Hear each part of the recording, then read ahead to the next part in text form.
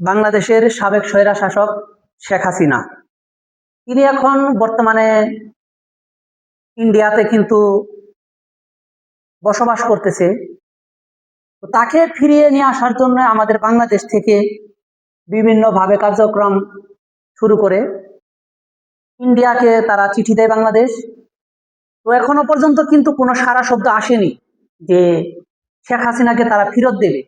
তো আমরা বিভিন্ন মিডিয়াতে দেখতে পাচ্ছি ইন্ডিয়া বাংলাদেশের কাছে হস্তান্তর করবে শেখ হাসিনাকে। তো দেখেন, আজকে আপনারা যারা মনে প্রাণে বিশ্বাস করে নিছেন যে শেখ হাসিনাকে হয়তো ইন্ডিয়া ফেরত দিতেছে, তো আমি একটি কথা আপনাদেরকে বলি, কখনোই শেখ হাসিনাকে ইন্ডিয়া ফেরত দিবে না। কারণ আপনারা জানেন, শেখ হাসিনা যখন বাংলাদেশের সরকার ছিল তখন এই নরেন্দ্র মোদীকে বিভিন্নভাবে সহযোগিতা করে আসছিল আমাদের বাংলাদেশের প্রধানমন্ত্রী। নরেন্দ্র মোদী কি চেয়েছে? তিনি যদি বলেছে তোমাদের বাংলাদেশে আমাদের এইভাবে রাস্তা দিতে হবে, তোমার বাংলাদেশে এই কাজটা করতে হবে, তোমার বাংলাদেশে আমার এইটা করতে হবে, শেখ হাসিনা কিন্তু কোনো একটা কাজে তিনি কিন্তু বাধা দিতে পারে নাই। আর কিন্তু প্রত্যেকটা কাজে কিন্তু সহযোগিতা করেছে এই শেখ হাসিনা। তো এইগুলো বিষয়গুলো বিবেচনা করে শেখ হাসিনাকে ইন্ডিয়ার সরকার কখনোই চাইবে না যে আমার কাছে আমার বন্ধু বলেন, বান্ধবী বলেন, যাই বলেন না কেন, তিনি এই বাংলাদেশের শেখ হাসিনাকে কখনোই হস্তান্তর করবে না।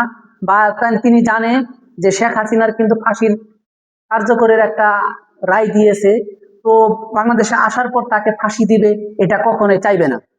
আপনারা ইতিমধ্যে জানেন, রাশিয়াতেও কিন্তু সিরিয়ার প্রেসিডেন্ট তিনি কিন্তু পালিয়ে যায়, শ্রীলঙ্কার প্রেসিডেন্ট তিনিও কিন্তু পালিয়ে যায়।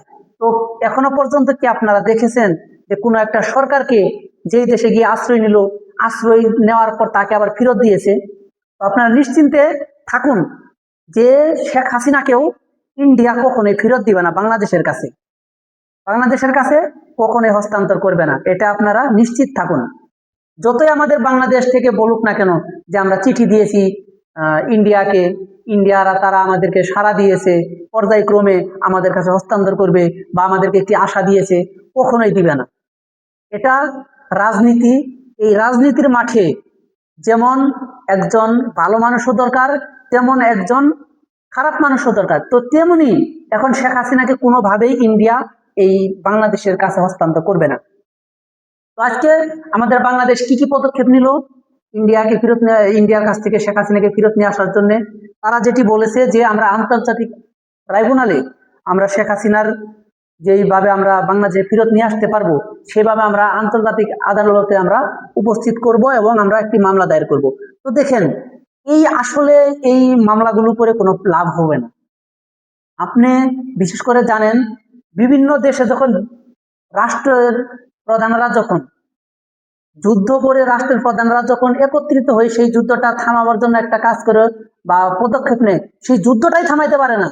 তো তাহলে একটা দেশে যখন একটা লোক আশ্রয় নেয়, রাষ্ট্রের প্রধান তাকে কখনোই হস্তান্তর করবে না, সে আইনও কিন্তু কখনোই তার পক্ষে বা তার বিপক্ষে যাবে না।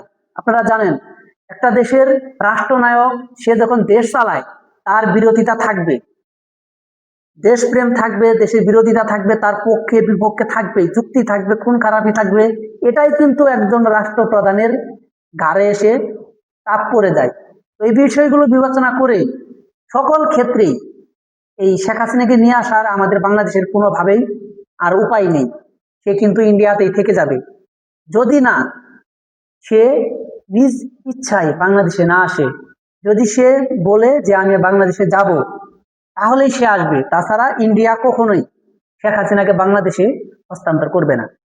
ইতিমধ্যে আপনারা জানেন, আমরা যেটা বিভিন্নভাবে বিভিন্ন মিডিয়ায় বা বিভিন্নভাবে সোশ্যাল মিডিয়ায় আমরা পত্রপত্রিকায় পেয়েছি যে নরেন্দ্র মোদী শেখ হাসিনাকে তার দেশের নাগরিকত্ব দিতে যাচ্ছে। তো সেটা আসলে যদি নাগরিকত্ব নাও দেয়, তাহলেও সে ইন্ডিয়াতে থেকে যেতে পারবে। সেই সরকার কিন্তু তাকে সেই সুযোগ সুবিধা দিয়েছে এবং তাকে কিন্তু নিরাপত্তার মাধ্যমে কিন্তু ইন্ডিয়াতে কিন্তু তাকে তার জায়গা দিয়েছে। তো আজকে আমরা এই ভুল ধারণাগুলো আমরা মাথা থেকে মুছে ফেলবো যে ইন্ডিয়া আমাদের বাংলাদেশের কাছে হস্তান্তর করবে শেখ হাসিনাকে, কখনোই সম্ভব না। তো আমরা এখনো পর্যন্ত যেই বাংলাদেশের আওয়ামী লীগের নেতাকর্মীদেরকে জেল হাজতে আছে তাদের চূড়ান্ত শাস্তি, তাদের যেন চূড়ান্ত বিচার হয়, এই আশাই রাখবো। আজকে এ পর্যন্তই। সবাই সুস্থ থাকবেন, ভালো থাকবেন। আল্লাহ হাফেজ।